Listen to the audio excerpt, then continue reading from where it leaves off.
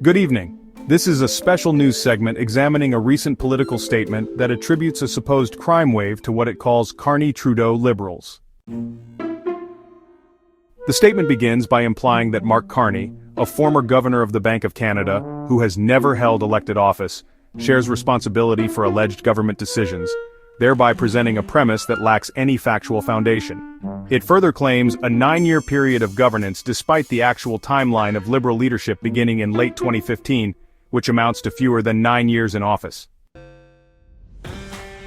The statement proceeds to cite a 29% surge in firearm-related violent crime and a 19% increase in the number of victims, yet it offers no clear reference to the comprehensive data required to substantiate such figures. It then highlights supposed spikes in rural regions and the Northern Territories, characterizing these alleged increases as a direct result of two pieces of legislation, Bills C-75 and C-5. The language describing these bills as radical and linking them to a systematic catch-and-release approach lacks substantiated evidence. It omits any nuanced account of what those bills entail, or how other socioeconomic and enforcement factors may intersect with crime trends. The statement also refers to an inability to control the border, asserting that 85% of seized handguns in Toronto originate in the United States. Although historical concerns about cross-border smuggling exist, attributing this phenomenon exclusively to any current federal policy ignores long-standing structural issues.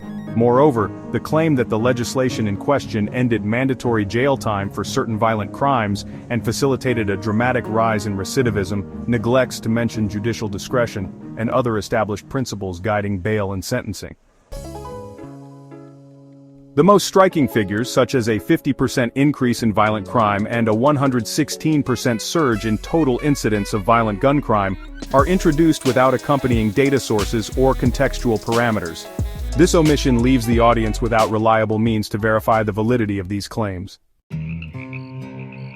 Similarly, the reference to 256 individuals charged with homicide allegedly being out on release presents a grave scenario but provides no details about legal standards, timelines, or procedural safeguards that might have influenced those outcomes.